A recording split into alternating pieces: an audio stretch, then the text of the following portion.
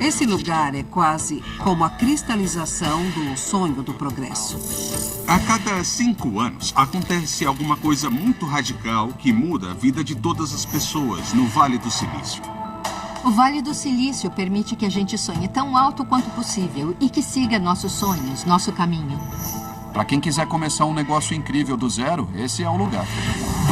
Mas mesmo aqui, transformar sonhos em realidade é tudo menos fácil. As pessoas só ouvem as notícias sobre os destaques e os pontos altos, mas passamos a maior parte do tempo experimentando coisas que não dão muito certo. A gente não é mais esperto. A nossa cultura só permite que a gente se arrisque mais, porque a gente não tem medo que essa seja a única chance. Acho que isso se reflete na nossa arquitetura. Não é por acaso que a maioria dos nossos prédios tem só 2 andares e são cercados de grama. Quando tudo dá errado e as pessoas se jogam, elas só torcem o pé.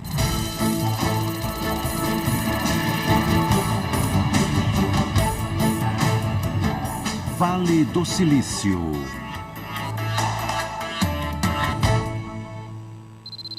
Golpes de sorte. Cerca de 60 quilômetros ao sul de São Francisco está o Vale do Silício. Lar da Google, Apple e Facebook. É um caldeirão de tecnologias que moldaram nossa vida cotidiana. Inovação e perturbação geram uma adrenalina que faz todo mundo sair da cama de manhã no Vale do Silício. Se você tiver uma foto da Terra vista do espaço na sua casa, nessa foto, os condados de São Mateus e Santa Clara juntos formam um só pixel. Esse pixel é o maior centro de geração de patentes do hemisfério ocidental. Ao longo do último século, as companhias do Vale revolucionaram áreas como rádio, radar e aviação. Microchips e computadores pessoais, software, smartphones e redes sociais. O Vale do Silício é o que Florença foi durante o Renascimento. É o epicentro de mudanças culturais globais. E a tecnologia é o vetor dessas mudanças. Mas no Vale, o futuro de cada nova tecnologia é sempre incerto. Todo mundo sempre olha para as ideias das startups e pensa: eu podia ter tido essa ideia, eu podia ter inventado o Facebook. É fácil, mas isso não é verdade. Ao criar uma nova tecnologia, é difícil simplesmente pensar numa coisa que os usuários vão gostar, que seja fácil de usar, que eles queiram pagar para usar, que se espalhe. É bem difícil. Hoje, incubadoras de tecnologia como a Y Combinator, conhecida como YC, ajudam startups a ter sucesso fornecendo recursos e aconselhamento. Precisa de uma boa chamada. Ex-alunos incluem Reddit, Dropbox e Airbnb. E aí? Hoje, a Airbnb vale 30 bilhões de dólares. Mas quando seus fundadores chegaram ao YC, suas contas estavam no vermelho. Eles já tinham tentado captar dinheiro para uma ideia de alugar colchões infláveis para conferências. Mas ninguém se interessou. Nenhum investidor estava interessado num serviço de aluguel de colchões infláveis. Os dois juntos tinham uma dívida de uns 40 mil dólares ao todo. Eles não tinham praticamente nenhuma ideia de como fazer o negócio crescer. Eles já estavam quase desistindo. Mas então um golpe de sorte muda tudo. Um dos bateristas do Barry Manilow estava sempre em turnê com o Barry e tinha um ótimo apartamento em Nova York. Então ele perguntou para os fundadores da Airbnb: posso alugar minha casa? Eu não vou estar lá por alguns meses. E a Airbnb disse: bom, não é isso que a gente faz, mas pode ser. E foi nesse momento que a ficha caiu. Eu sei como uma coisa pode mudar com poucos ajustes, porque eu sei que a Airbnb não deu certo durante um ano antes deles virem para o IC. E isso é a Airbnb, é a companhia mais bem-sucedida que a gente já financiou. E mesmo assim, eles se deram mal durante um ano. E só estavam faltando 1 ou 2 ajustes para tudo dar certo. É como se fosse um cubo mágico, que poucos passos antes de ser resolvido, ainda parece uma bagunça.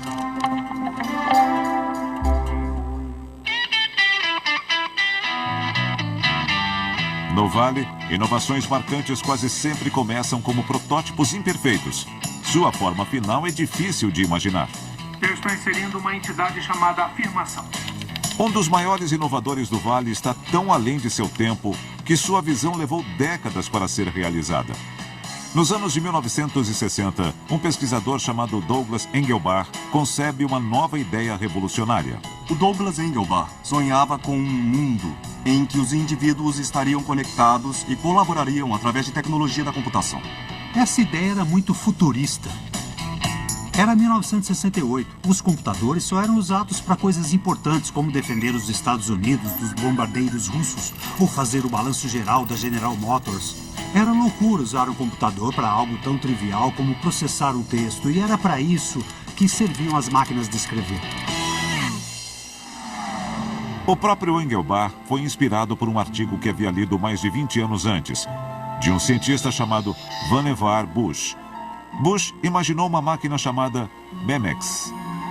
O Memex era um aparelho em que o indivíduo poderia armazenar todos os seus livros, documentos e contatos, e que seria mecanizado para ser consultado com velocidade e flexibilidade incríveis. Toda essa ideia do artigo de a informação estar disponível e poder ser consultada e de padrões serem estabelecidos, isso deixava ele fascinado. No fim, ele estava tentando encontrar modos de aumentar a inteligência coletiva de toda a sociedade e do mundo. Engelbart consegue um emprego no SRI, um instituto de pesquisa estabelecido pela Universidade de Stanford para incentivar desenvolvimento econômico no Vale. Precisando de dinheiro para concretizar suas ideias, ele se volta a um dos patrocinadores mais confiáveis do Vale, o governo.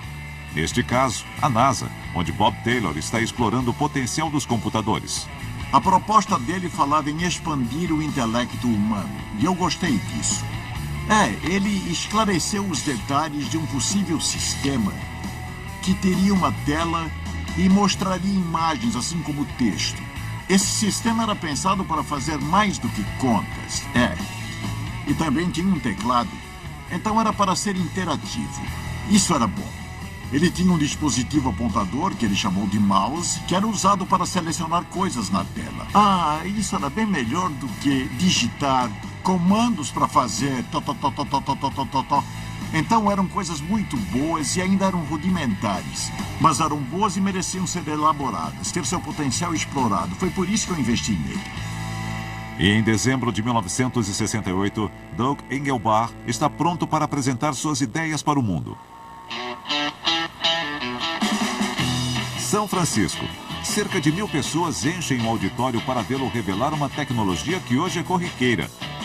Mas o ano é 1968. No começo ele disse, sejam todos bem-vindos à apresentação e de repente, surpresa, o rosto dele apareceu numa tela de 9 metros de largura. Engelbart começa a mostrar algo que o público nunca havia visto antes.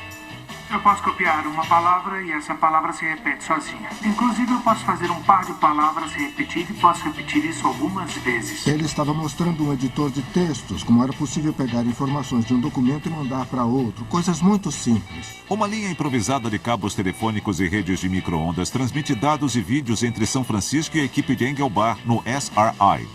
De repente dava para ver um vídeo de alguém com quem ele estava conversando lá no Instituto de Pesquisa. Agora eu quero apresentar Jack Rulifson, em Menlo Park. E eles conversavam um com o outro. Não dá para te ouvir muito bem. Você não tá me ouvindo e agora? Melhorou? Melhorou. Tá bom. E o público disse, pô... Era 1968. Ele está em Menlo Park vendo esse texto e ele pode apontar coisas. E eles estavam compartilhando o documento e editando aquilo na tela simultaneamente. Pensa nisso. Para todo o público em geral, isso só se tornou possível nos últimos 10 anos. Dá para entender bem como todo o modo do sistema funciona só consultando o manual do sistema. Era como se um disco voador tivesse pousado no palco. Essa linguagem nos ajudou a... Ele mostrou, basicamente, o modelo dos computadores modernos. Todos os componentes estavam bem ali. A demonstração de Doug Engelbart em 1968 para seus colegas em São Francisco é aplaudida de pé. Mas fora do auditório, muitos na indústria dos computadores estão descrentes. Ele recebeu muitos comentários negativos. Tinha pessoas dizendo que ele estava num caminho completamente errado. Por que ele está fazendo isso? Para que esse tipo de interação com o computador? O mouse parece uma péssima ideia. Por que alguém usaria uma coisa dessas? Levaria mais de 15 anos para que Steve Jobs e a Apple popularizassem o mouse com seu Macintosh. O Doug tinha uma grande ideia sobre um conjunto de tecnologias que iriam acelerar a capacidade intelectual humana drasticamente. E ele sentia que a indústria adotava algumas ideias em particular, mas não enxergava o conceito em geral. O Doug estava oferecendo uma motocicleta para nossa mente. E nós estávamos fazendo triciclos. Mas existe um lugar no Vale do Silício onde as pessoas estão animadas com as ideias de Engelbart e começam a colocá-las em prática. Bom dia. Bom dia. Bom dia, senhor. Você chega ao escritório, pega um copo de café. Bom dia, Fred. E uma máquina da Xerox mostra seu correio matinal em uma tela. Este comercial de TV de 1979 é filmado no Vale do Silício, em um posto avançado da gigante das fotocopiadoras da Costa Leste, Xerox. Ele se chama Centro de Pesquisa de Palo Alto, ou PARC, um local onde a Xerox se estabelece para promover o tipo de inovação que é improvável de acontecer na sede da corporação. Empresas não são uma boa fonte de inovação. Talvez isso seja uma surpresa, mas a questão é que é verdade. A Xerox abre o parque em 1970 para explorar o que chama de escritório do futuro. A companhia contrata Bob Taylor. Ele gerenciou pesquisas sobre computação não apenas na NASA, onde financiou Doug Engelbart, mas também no Pentágono, onde liderou a criação da ARPANET, a precursora da internet. Eu sabia mais do que qualquer um no país, naquela época, onde os melhores cientistas da computação estavam, porque convivi 5 anos com eles. As pessoas mais inteligentes de todas se juntaram, sem PhDs juntos no mesmo lugar. E elas começaram a inventar coisas novas sem parar. Taylor vê uma grande oportunidade para a Xerox. Eu disse, a gente tem que levar computadores para os escritórios. A empresa já era presente em escritórios com fotocopiadoras pelo mundo todo. Então ela já tinha vendedores que eram conhecidos em escritórios. Era natural. Muitas operações de escritório podiam ser feitas pelo tipo certo de computador.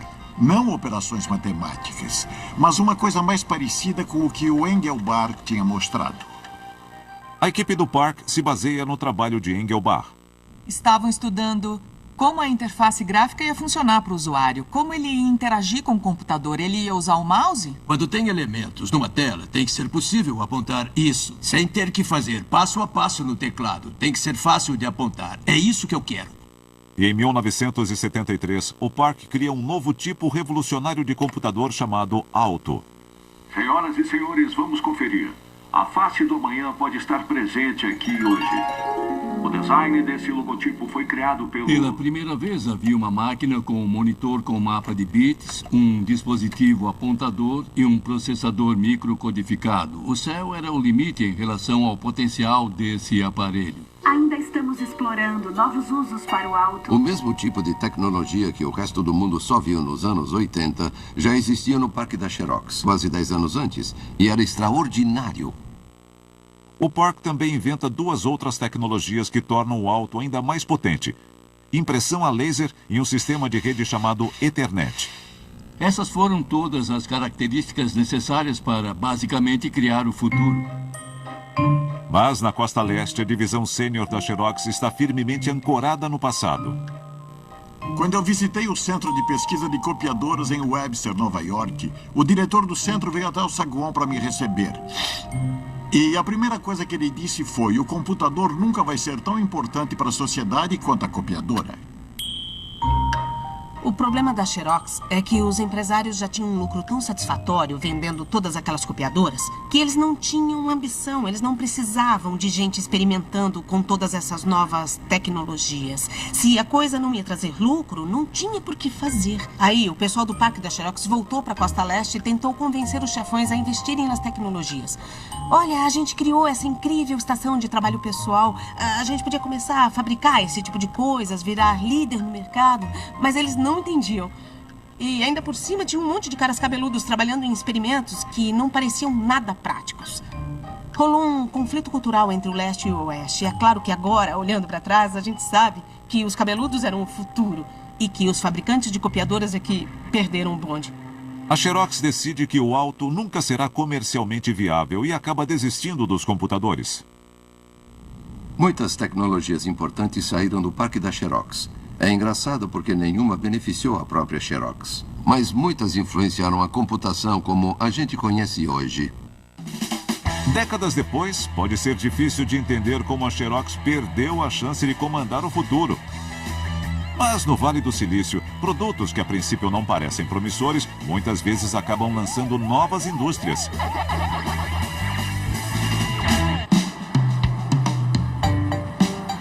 Hoje, eles são jogados por quase 2 bilhões de pessoas e alimentam um lucrativo mercado global. Mas a gigantesca indústria dos jogos eletrônicos não foi lançada por uma grande corporação. Ela foi impulsionada por um jovem engenheiro do Vale do Silício. A grande maravilha da revolução é que ela dá poder ao novato, ao revolucionário. E foi o caso da Atari. Ele acertou bem no alvo. O Pong era basicamente tênis eletrônico. Tinha uma raquete que era um retângulo branco do lado esquerdo da tela. Tinha uma raquete igual do lado direito. E girar um dos botões fazia uma das raquetes subir e descer na tela. Era só pagar 25 centavos que aparecia uma bola. E quando ela acertava numa raquete, fazia... E quando não acertava, fazia... Era simples, era rápido e as pessoas adoravam. Mas para Bushnell, o sucesso de Pong é completamente inesperado. Eu pensei naquilo como um projeto de treino que depois eu ia jogar fora. Eu nunca imaginei que ia virar um produto comercial. Eu achava simples demais. Pong começa como um modo para Bushnell testar a habilidade de programação de seu novo contratado, Alan Alcorn. Ele me deu o Pong como um exercício, uma coisa descartável. Era o jogo mais simples que ele conseguia pensar. E eu tentei tornar o jogo mais interessante, fazendo a velocidade da bola aumentar, mexendo nos ângulos e essas coisas. E ele disse, tá bom, mas precisa de som, melhor por som. E eu disse, caramba, eu já estourei o orçamento, que som que esse cara quer? Bom, ele queria um som de pessoas torcendo e aplaudindo, mas eu não sabia o que fazer. Então eu fucei durante algumas horas e encontrei alguns sons que já existiam lá. Não me custaram praticamente nada. E eu disse, tá aqui o som que você quer. Se você não gostou, faz você mesmo. Nolan, tudo bem, assim tá bom. Aí a gente disponibilizou o jogo em público. Em setembro de 1972, um protótipo construído por Alcorn e seu colega Ted Babinin é instalado em um bar em Sunnyvale, chamado Endcaps. O Ted fez um gabinete, colocou um coletor de moedas de máquina de lavar na lateral e eu coloquei uma TV que tinha comprado no mercado e alterado para virar um monitor. Bom, aí a gente deixou lá e ele funcionou durante um tempo, até que de repente parou. Então eu fui até o Endcaps, depois do trabalho, para consertar. E a primeira coisa que eu fiz foi abrir o coletor de moedas, para jogar um jogo de graça e ver qual era o problema. Mas quando eu abri o compartimento, caiu um montão de moedas. E eu pensei, caramba, essa coisa é interessante. O jogo fez tanto sucesso que o coletor de moedas ficou completamente lotado e não estava aceitando mais moedas.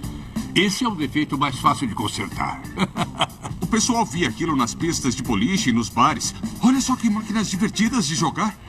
Pong é um sucesso instantâneo e a empresa começa a ganhar rios de dinheiro.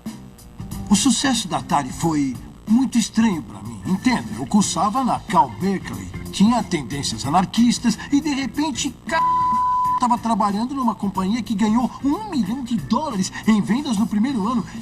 Esse número era extremamente grande. Mas mesmo com o crescimento da companhia, Bushnell preserva sua cultura despreocupada, que ele acredita ser fundamental para o sucesso. O Nolan queria que fosse um lugar legal de se trabalhar. E eu me lembro de que quando o Tom Quinn da Sears, o comprador da Sears, apareceu na nossa porta sem avisar, ele estava de terno e gravata. E nunca nenhum de nós trabalhou de terno e gravata. Tava todo mundo ali, todo mundo fumando. E o Tom ficou perplexo, tipo, onde é que eu tô, rapaz? Porque não parecia uma empresa de verdade. É, mas a gente ganhava dinheiro. Eu tive que cancelar a última visita que eu fiz na fábrica da Atari porque eu fiquei espirrando e tossindo. Mas esta cultura despojada não iria durar. Em 1976, Bushnell precisa de dinheiro para um novo e ambicioso produto. Então ele vende a Atari para o Warner Communications, um grande conglomerado da Costa Leste, cujo modo de operação não poderia ser mais oposto ao da empresa. Eles realmente não entendiam a ideia do Vale do Silício. Sob a minha direção, eu não ia permitir vagas de estacionamento reservadas. Quem chegasse primeiro pegava a melhor vaga, quem chegasse por último pegava a pior. A gente estava junto nessa. Mas a Warner não só tinha vagas reservadas, como o presidente que me substituiu era trazido de limusine de São Francisco todos os dias. Quando a Warner comprou a Atari, eles mandaram fazer uma sala de jantar executiva. Literalmente para os executivos não terem que se misturar com os engenheiros. E a gente... Que droga é essa? Para Bushnell, a Atari está perdendo sua alma. Ela deixou de ser um lugar que prospera quebrando as regras e contratando pessoas inusitadas, como um jovem da região que havia abandonado a faculdade chamado Steve. Esse moleque entrou, então eu pedi o currículo dele, dei uma olhada e eu perguntei: vem cá, você frequentou a faculdade Reed? É uma faculdade de engenharia, né? Não, e você não se formou? Por que é que eu contrataria você? E ele disse: tem um amigo meu que trabalha na Hewlett Packard. E eu pensei: que diferença isso faz para mim? Mas ele sabia soldar, ler diagramas esquemáticos, era hippie, era barato. E eu precisava de um técnico. Pronto, tá contratado. Bem-vindo. Uma hora ele entrou no meu escritório e disse: oi, eu sou o novo funcionário e a soldagem nessa companhia é horrível. Eu disse: é mesmo? Ele disse: nenhum dos seus empregados sabe soldar. Ele tinha trazido algumas placas de circuito e disse: olha esses circuitos, está vendo? Essa junta é frágil, essa junta é frágil, essa junta é frágil, essa junta é frágil. E ele disse: essa placa só vai durar uns 3 meses. Eu disse: pô, o que a gente faz? E ele disse: eu conserto para você se quiser. E ele basicamente ensinou todo mundo. Deu uma verdadeira aula de como soldar componentes eletrônicos. E quantos anos ele tinha? 19. 2 anos depois, Steve Jobs abre sua própria companhia, a Apple Computer. Durante os anos seguintes, a Atari, comandada por uma série de chefes corporativos, desaparece lentamente, enquanto a Apple, impulsionada por esse jovem determinado, ganha destaque no Vale do Silício. Hoje, ela é a companhia mais valiosa do mundo, valendo centenas de bilhões de dólares. Seu presidente de longa data, Steve Jobs, é louvado como um visionário. Ele é chamado de o as do Vale do Silício. Do primeiro computador Macintosh até o iPod, Steve... Ele queria resolver grandes problemas. Uma vez ele me perguntou: você acha que seria possível um dia eu ser o presidente dos Estados Unidos? Ele falava sério, porque para ele não existia nenhum problema que não fosse superável. O Steve Jobs era muito determinado a fazer as coisas melhor do que as outras pessoas faziam. A ir mais além do que as outras pessoas costumavam fazer. Mas a jornada da Apple até o topo é uma história de acidentes, frustrações e fracassos. A companhia é fundada em 1976 por Jobs e seu amigo íntimo Steve Wozniak. É Wozniak que projeta e constrói o computador que mais tarde seria conhecido como Apple I. Mas a princípio, tudo o que ele quer é entregar sua criação a seus chefes na Hewlett Packard, a lendária companhia de eletrônicos do Vale. Eu queria trabalhar pelo resto da vida como um engenheiro na melhor companhia de engenharia que mais respeitava os engenheiros. Então eu disse para Steve que precisava oferecer o computador para Hewlett Packard. E eu praticamente implorei para que eles fabricassem um computador. Aquilo ia me tornar um herói na minha divisão. Mas eles rejeitaram minha ideia 5 vezes. Não existia um público-alvo, não existia dinheiro garantido. Então sobrou para mim e para o Steve. Foram vários golpes de sorte para que a Apple pudesse existir. Em 1977, Jobs e Wozniak apresentam um computador mais bem acabado que atraía muito mais do que apenas os viciados em eletrônica. Uma das coisas que as pessoas não percebem é que os computadores não iam ser comprados só porque estavam disponíveis. Quem ia querer um computador empresarial em casa que só fizesse análise de inventário, calculasse vendas e gerenciasse recursos? Quem fazia isso em casa? Tinha que ser divertido. Os jogos iam ser o elemento-chave. Então o Apple II foi praticamente vendido como uma máquina de jogos. O Apple II se mostra extremamente popular. Enquanto o Apple I permitiu que as pessoas com conhecimento técnico moderado pudessem ter seu próprio computador, o Apple II permitiu que os consumidores comprassem o que parecia ser uma máquina de escrever eletrônica chique. E ele também permitiu que surgisse uma indústria para expandir sua capacidade, usando cartões e criando softwares para ele. Até 1979, a companhia vende mais de 40 mil Apple II. Mas Jobs não está satisfeito. Ele decide criar um computador ainda mais revolucionário. Alguns engenheiros da Apple conheceram o alto e ficaram impressionados com sua capacidade. Eles querem que Jobs vá até o Parque da Xerox para vê-lo. E em 1979, Jobs fecha um acordo com a Xerox que o permite fazer isso. A Xerox estava querendo investir na Apple e comprar algumas ações e ele disse: eu vendo algumas ações se vocês me deixarem visitar o parque. Ele viu o alto e ficou impressionado.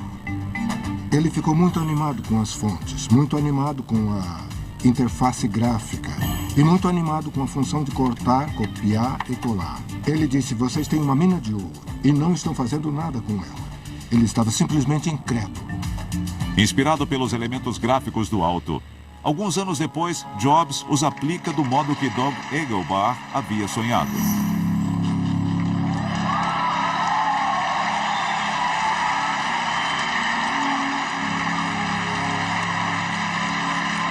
Com o Macintosh, a gente ofereceu um sistema com múltiplas janelas sobrepostas e documentos com rolagem. Oferecemos fontes com todas as formas e tamanhos que eles queriam, com opções de negrito, vazado, sublinhado e tudo mais.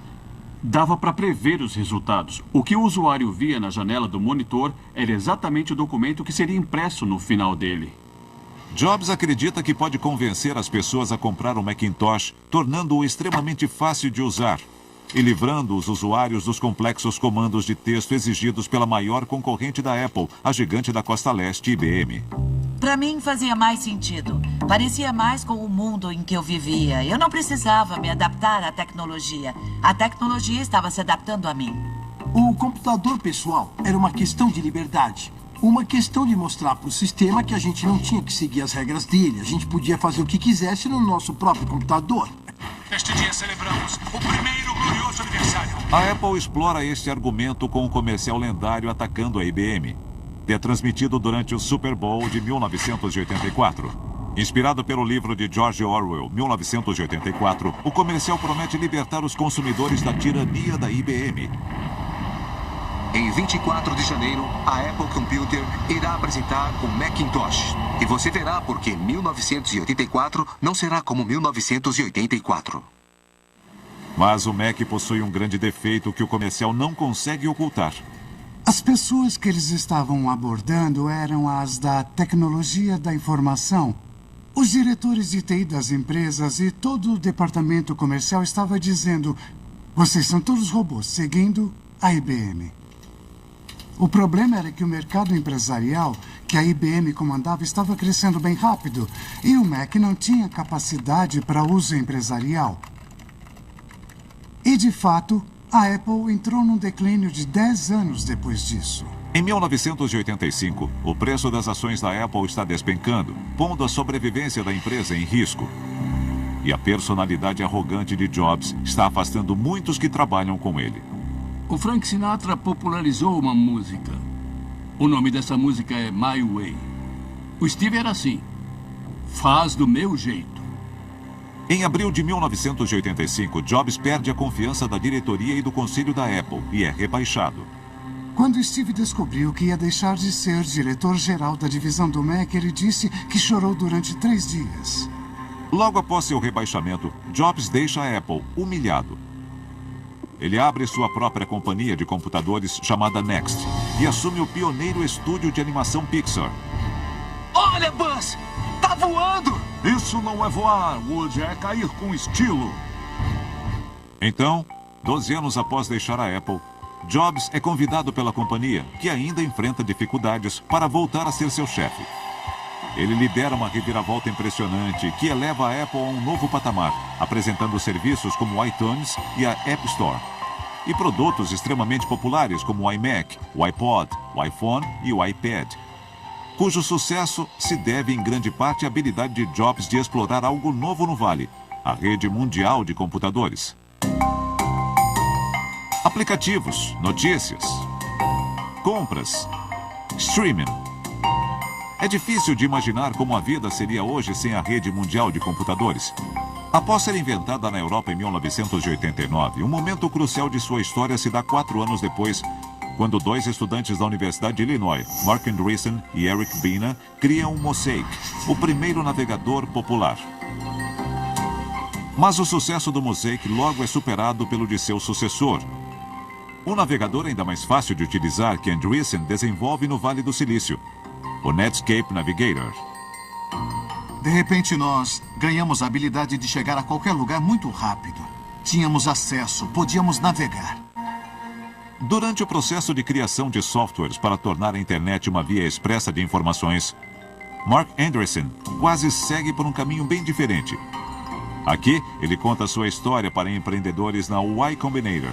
Bom, como o Netscape nasceu, eu vou contar. Eu e o Dick Clark, que era o fundador de uma companhia muito importante naquela época chamada Silicon Graphics, a gente fez o que não era para fazer. Abrimos uma companhia antes de ter uma ideia. O que geralmente é uma má ideia. A ideia mais óbvia era, vamos fazer o que a gente fez em Illinois. Vamos fazer um navegador comercializável, um servidor web, esse tipo de software. A internet estava se popularizando e dava para ver o que ia acontecer. Mas a coisa mais assustadora naquele ambiente dos anos 90, especialmente em 94, era que basicamente ninguém na indústria acreditava que a internet fosse uma coisa séria. Todos os presidentes das grandes companhias de tecnologia, de telecomunicações, de mídia, todos eles achavam que a internet era um brinquedo, pura moda, e que era legal para os nerds, mas que com certeza as pessoas comuns nunca iam usar a internet. Uma opinião que parecia fazer sentido, dado o histórico da internet. O Pentágono havia criado a primeira versão da internet em 1969, a chamada ARPANET, conectando 4 centros universitários de informática. Mas esta primeira rede não era muito acessível. Era preciso digitar 30 números e letras só para conseguir acessar algum outro lugar. E tudo isso só para escrever um bilhete para eles. E eu pensei, por que não usar o telefone? Seria bem mais fácil. Por que não mandar um cartão postal? Eu me lembro de sair de lá pensando, isso não foi tão legal quanto eu imaginava. Eu não sei se vai ter futuro. No fim dos anos 70, mesmo com os primeiros PCs surgindo no mercado, poucas pessoas possuem computadores. Mas dezenas de milhões de famílias possuem televisões. E a TV a cabo possui cada vez mais assinantes. Então, muitos acreditam que há um futuro promissor para as redes eletrônicas, com o uso da televisão. Em 1977, a Warner Communications, o conglomerado de mídia da Costa Leste, lança um teste da TV interativa. Os assinantes do sistema Cube da Warner Communication recebem uma caixa como essa para ligar a televisão. Com estes botões, eles podem escolher um programa e com estes eles podem responder questões de múltipla escolha. Sim, não, não sei, etc. É isso que vamos pedir que eles façam para nós. Pessoas que viram o discurso do presidente essa noite. O discurso deixou vocês botão 1, otimistas, botão 2, pessimistas ou botão 3, confusos. Eu acho que é realmente uma ótima ideia. Eu tenho uma televisão em casa há anos e ela sempre falou comigo, mas eu nunca tive a oportunidade de responder. E agora é a minha vez de dizer para eles o que eu acho. Durante os anos 80, muitas pessoas no Vale do Silício acham que a TV interativa será uma mina de ouro. Poucos estão dando atenção à internet. Mesmo quando, no fim da década, o cientista inglês Tim Berners-Lee apresenta a rede mundial de computadores, que conta com páginas contendo textos e imagens acessíveis com um clique. A rede mundial de computadores torna a internet muito mais fácil de navegar. Mas a TV interativa continua encantando o Vale do Silício. Ninguém nunca acerta. Eu posso dizer com certeza que os visionários da computação estão quase sempre errados. Ninguém pensou na internet. Foi uma coisa inesperada. A grande questão é que não dá para saber qual vai ser o próximo grande mercado. A gente acha que identificou uma coisa, mas não dá para prever o futuro. E a indústria é tão volátil que essa coisa que parece muito popular hoje pode ser esquecida amanhã. Beleza! A programação regular... Este é o fim da TV interativa. Um fracasso. Muito capital de risco foi investido nessa ideia. E tudo o que ele fez foi deixar um buraco econômico grande o bastante para ser visto da Lua. Mas este resultado desastroso abriu caminho para uma das maiores explosões da história do Vale do Silício. Isso deixou um monte de engenheiros desempregados e eles ainda estavam muito ligados nas sutilezas dos conteúdos interativos, vídeo, áudio, etc. E eles estavam literalmente parados pensando, puxa vida, o que a gente vai fazer? Quando surge a internet, eles dizem, nossa! Andreessen e Clark decidem que o foco de sua nova companhia, a Netscape, realmente deve ser a internet. Então, eles finalmente se dedicam ao Netscape Navigator. Eu me lembro de que tanto o Jim quanto o Mark pintaram um quadro muito promissor de como seria o futuro. Mas, mesmo com a comodidade do navegador, a internet primitiva possui uma limitação considerável. Quando a rede foi inventada, ela era totalmente estática. Não dava para executar um programa através dela. Isso porque não há como garantir que os programas serão lidos pelos diferentes tipos de computadores existentes. A solução vem de uma companhia do Vale do Silício chamada Sun Microsystems, que está tentando vender uma nova linguagem de programação chamada Java. A gente já tinha tentado algumas vezes, mas não estava conseguindo fazer ela se popularizar. E eu me lembro de sentir uma responsabilidade enorme. E então, do nada, tudo deu certo. Foi uma combinação de persistência, porque a nossa equipe simplesmente não desistiu e continuou trabalhando na tecnologia e também pura sorte, coincidência. Bem naquele momento, surgiu o Mosaic. A repentina popularidade dos navegadores faz com que a equipe da Sun veja um novo potencial para a linguagem Java. Ela pode trazer movimento à rede, facilitando a criação de pequenos programas chamados applets, que funcionam em qualquer computador. Nossa primeira demonstração foi uma animação de malabarismo que hoje parece incrivelmente banal, mas antes era impossível fazer isso na internet. Porque movimentos exigem programação. Esse cubo parece ser só mais um gráfico. Mas não é. É um programa rodando localmente. É por isso que Java é tão importante. Agora, todo tipo de programa pode rodar na internet usando Java. As pessoas ficaram surpresas com essa nova visão do que a internet podia ser. As inovações que atraíram bilhões para a internet só surgiram em sua forma definitiva após percorrer uma estrada longa e tortuosa. Uma estrada muito conhecida pelos sonhadores do Vale. E quando se está tentando criar algo tão revolucionário como carros que se dirigem sozinhos, os obstáculos podem ser bastante intimidantes. Eu acho que muita gente não tem a menor noção de como essa montanha é íngreme para quem ainda está na base. Se a ideia de ver alguém dormir não te deixa animado, talvez você esteja entre a minoria. Até agora foi bem divertido. Milhões de pessoas. No Vale do Silício, carreiras de sucesso muitas vezes percorrem os caminhos mais inesperados. Kyle Vogt, natural do Kansas, abandonou o MIT para se envolver com vídeos online. Conheci uns caras na Yale que estavam trabalhando num reality show de televisão que acabou virando uma companhia chamada Justin TV. E eu entrei pro grupo e eles disseram, se a gente quiser abrir uma startup, os únicos doidos que vão investir na gente estão no Vale do Silício, na Califórnia. Então, a gente pegou um avião até lá e nunca mais voltou. A Justin TV foi uma das experiências mais constrangedoras da internet. Tivemos essa ideia doida de fazer uma transmissão contínua da minha vida, 24 horas por dia na internet. Justin, 19... No site Justin.tv, um vídeo do cotidiano de Cam é transmitido ao vivo a partir de uma câmera em sua cabeça. A gente arrumou uma câmera que transmite o meu ponto de vista para o mundo. Ela fica dentro dessa mochila. Vogt, que estudou engenharia antes de abandonar a faculdade, projetou a tecnologia. Tá, espera um pouquinho. O site logo atrai milhares de seguidores. Peraí, alô? Eu acho que foi engano. Isso virou uma sensação na hora. Apareceu no Today Show, na MTV, em toda a mídia. Milhares estão assistindo. Gerou um monte de experiências estranhas. Desde gente dizendo do nada que queria sair comigo, até gente que achava o programa muito chato. E aí, tentava agitar as coisas, chamando até a polícia. Os fãs disseram que denunciaram um esfaqueamento na casa de Justin. Polícia de São Francisco, quem está aí? Alguém ligou para a emergência e denunciou que tinha um esfaqueamento no nosso apartamento. Eles apareceram na porta dizendo, aqui é a polícia de São Francisco. Eu abri a porta e tinha uma arma bem na minha cara. Para aumentar sua audiência, eles permitem que usuários transmitam seus próprios vídeos pela internet. A companhia deixou de ser um reality show para virar uma plataforma de streaming. Mas os fundadores acham difícil manter o crescimento da audiência. E o risco é grande, especialmente para Vogt.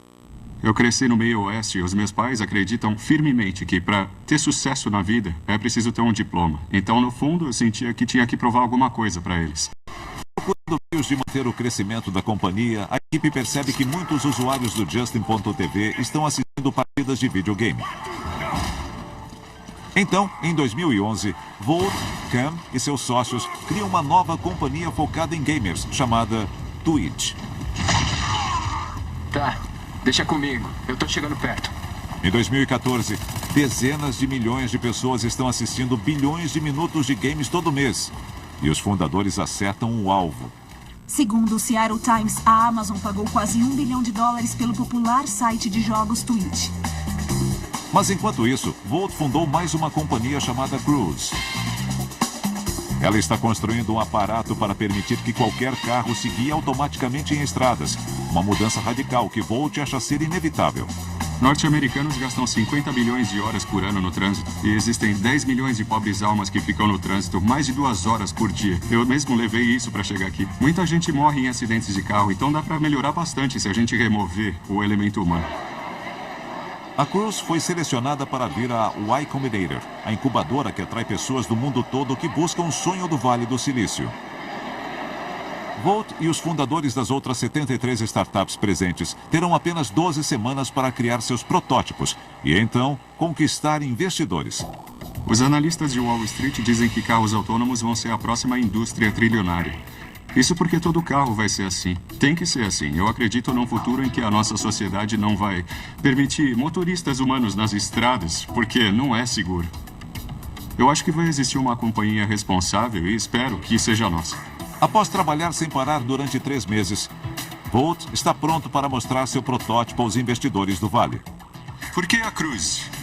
A história nos mostrou que companhias que mantiveram inovações tecnológicas trancadas no laboratório perderam para companhias que começaram antes, coletaram dados dos clientes e desenvolveram o produto. E é exatamente o que a gente está fazendo.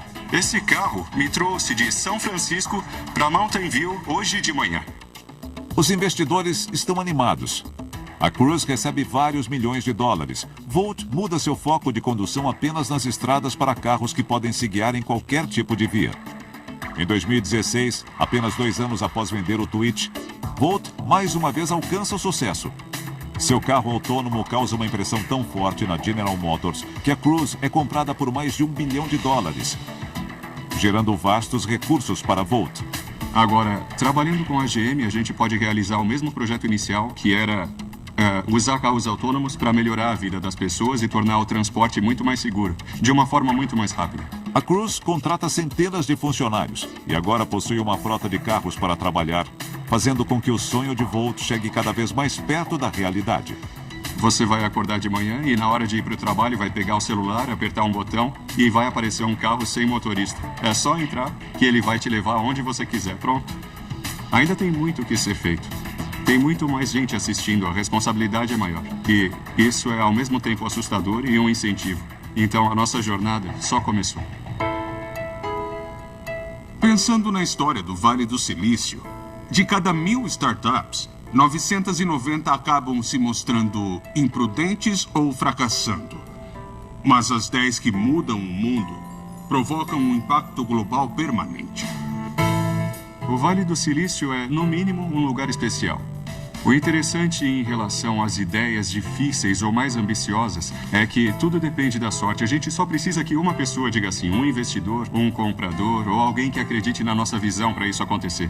E existe uma quantidade enorme de pessoas dispostas a se arriscar e sonhar alto aqui no Vale do Silício. Eu não me vejo conquistando esse tipo de coisa em nenhum outro lugar. Agora, nós temos a capacidade computacional, além da capacidade financeira para se arriscar e fazer o impensável. Eu acho que nenhum outro lugar no mundo tem tudo isso no mesmo lugar. O Vale do Silício é único. O Vale do Silício é um ideal. O ideal de que é possível nadar contra a corrente da tradição. Que é possível ser inovador. Que uma pessoa, um pequeno grupo de pessoas, pode criar algo que mude o mundo num período de tempo extremamente curto. E ser recompensado por isso. Essa é a essência do Vale do Silício.